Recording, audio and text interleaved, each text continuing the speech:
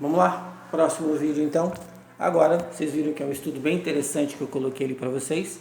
Eu vou falar das principais glândulas do sistema endócrino e dos principais hormônios as quais elas produzem, tá? Sempre lembrando que eu sempre coloco um estudo ali um pouco mais aprofundado para vocês, mas aqui na nossa grade a gente fala sempre os conceitos principais e os temas principais, tá legal? Então eu vou falar das principais glândulas do organismo humano e dos principais hormônios os quais elas produzem.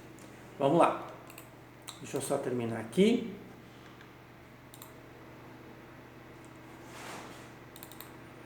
Deixa eu abrir onde eu queria abrir.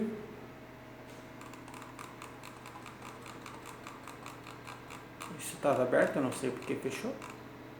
Muito bem. Ei, meu Deus. Difícil. Tá, então vamos lá. Como eu já disse, vamos lá para o nosso computador.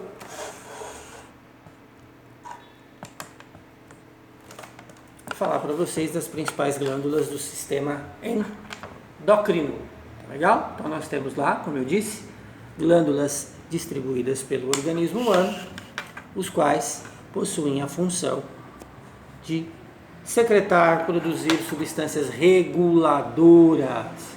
Nós temos a hipófise, nós temos as tireoides, junto delas as paratireoides, nós temos o pâncreas na função, que nós falamos endócrina, nós temos as suprarrenais, e depois das suprarrenais ainda nós temos testículos no homem, ovários na mulher, que são órgãos quando estão atrapalhando para o aparelho, que são glândulas que quando estão no aparelho sexual ou reprodutor chamam-se gônadas, ok? Quando estão no sistema endócrino vão se chamar glândulas. E aí depois lá quando a gente chegar em aparelho reprodutor a gente estuda melhor. Mas eu vou citar para vocês hoje, tá legal? Ainda aqui junto da hipófise a gente vai falar de uma outra glândula que aqui não aparece nesta figura, mas que é a glândula pineal, tá bom? Então vamos lá. A hipófise, esta figura, hipotálamo, como nós já vimos lá em sistema nervoso, é no hipotálamo que fica a hipófise, assim como fica também a glândula pineal, nesse mesmo, digamos aqui, conjunto, tá legal?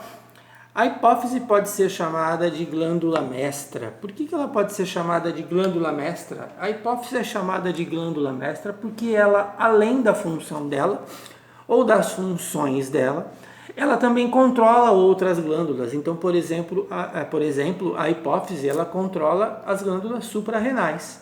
Tá? Então, ela executa as funções dela e ainda controla outras glândulas. Quais são os principais hormônios que a hipófise produz? A ocitocina, que é um hormônio que promove contrações musculares. Então, por exemplo, a ocitocina ela está em grande quantidade na corrente sanguínea quando a mamãe entra em trabalho de parto. Então, até muitas vezes os médicos fazem uma coleta sanguínea para entender o tempo mais ou menos de dilatação, digamos assim, pela quantidade de ocitocina. A hipófise ainda produz a prolactina, que é o hormônio do aleitamento materno.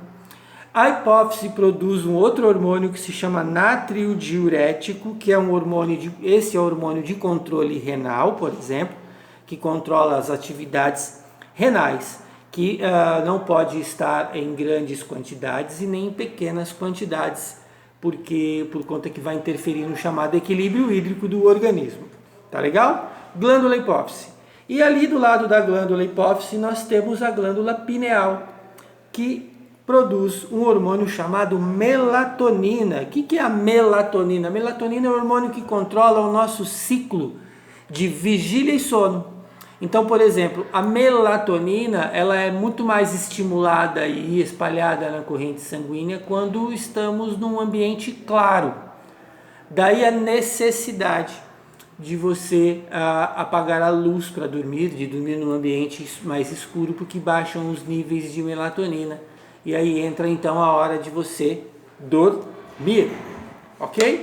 Glândula pineal e glândula hipófise passada limpo. Tudo bem, Paulo? Vamos para as nossas tireoides e não tiroides, como todo mundo gosta de falar, tá? Então o profissional da enfermagem tem que falar certinho. As tireoides. Todo mundo ouve falar, minha tireoide, eu estou com um problema de tireoide, meu metabolismo, eu engordei, eu não consigo emagrecer por causa das minhas tireoides, metabolismo lento, rápido. Ok, vamos entender o que são as tireoides. As tireoides são um par de glândulas localizados na traqueia, cujo qual tem função de produzir dois principais hormônios, o T3, chamado triodotironina, e o T4, chamado tiroxina. Esses hormônios são responsáveis, sim, pelas questões relacionadas ao gasto calórico. Esses hormônios são relacionados, sim, pelas questões relacionadas a mais ou menos absorção de nutrientes, tá certo? Então o consumo de energia, a queima de glicose, a queima de energia corporal está ligada a esses hormônios espalhados na corrente sanguínea.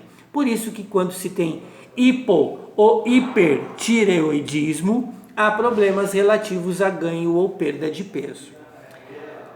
Nas próprias tireoides existem 4 pequenas glândulas.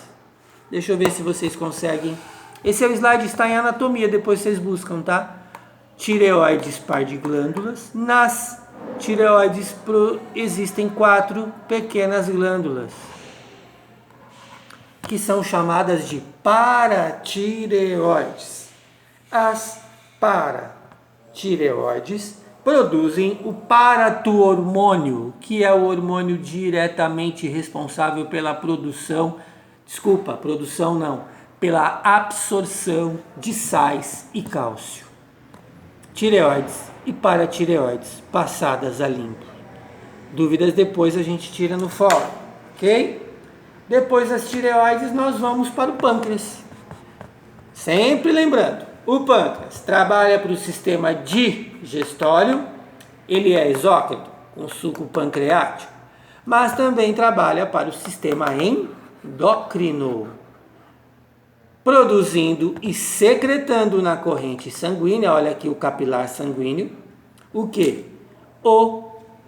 A insulina. A insulina é o hormônio responsável por não deixar subir os níveis de açúcar no sangue. A insulina é o hormônio que cai na corrente sanguínea toda vez que comemos, por conta de que muitas moléculas de glicose vão ser mais rapidamente, digamos assim, arrastadas. A insulina vem varrendo o sangue, a gente pode dizer, para acelerar a ida das moléculas de glicose para que elas não estacionem e se acumulem dentro do vaso sanguíneo, o que interfere diretamente, por exemplo, nas ações de plaquetas. Então, por isso que o excesso de açúcar no sangue não é bom para a saúde, tá certo? O indivíduo diabético, ele tem um déficit na produção de insulina. O pâncreas dele falha na produção de insulina. Por isso que ele tem que fazer muitas vezes ele próprio a ingestão, ou a aplicação de insulina, fazendo a própria pessoa o papel que o pâncreas dela deveria fazer. Próxima glândula, as glândulas suprarrenais. As glândulas suprarrenais, como o próprio nome está dizendo, estão sobre cada rim. Então nós temos um par de glândulas situada nos rins, porção posterior aqui dos rins, certo? Produz vários hormônios. Então vamos lá, mas os principais. As suprarrenais produzem um hormônio chamado de cortisol.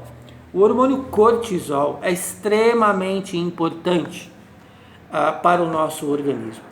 Ele é uma espécie de hormônio cicatrizante, é uma espécie de hormônio que assegura a qualidade de muitos tecidos, principalmente quando a gente se refere aos nossos vasos, principalmente quando a gente se refere a microlesões musculares que temos nos tecidos musculares, durante as nossas atividades diárias.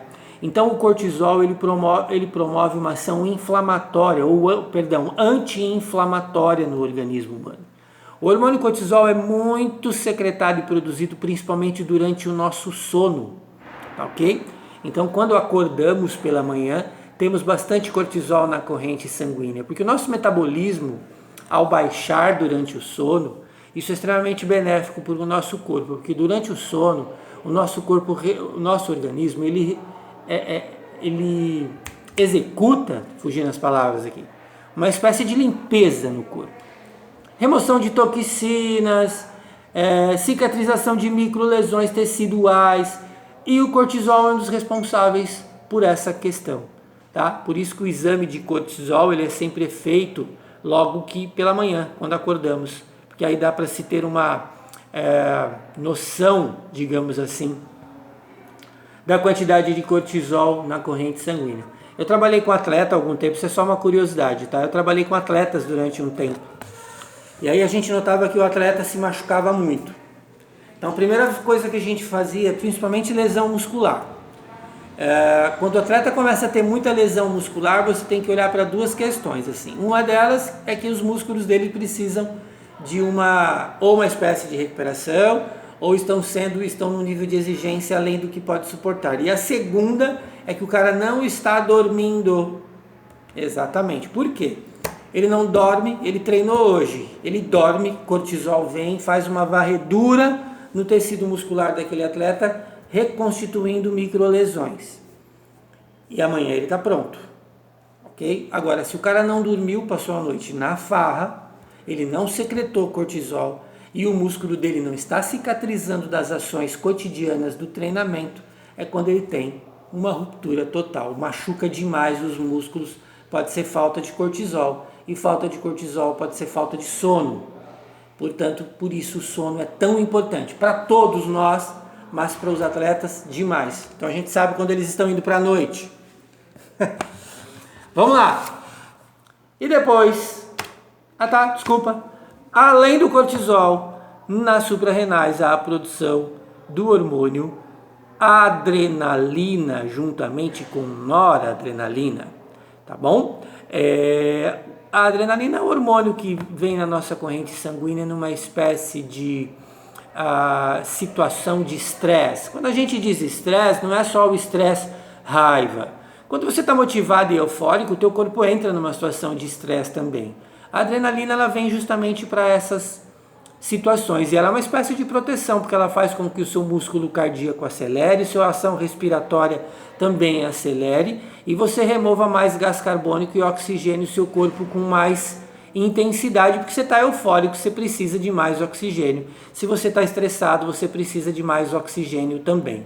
Além de ser conhecida a adrenalina como um hormônio ligado a situações de autopreservação, é quase que primitiva a ação da adrenalina. E depois,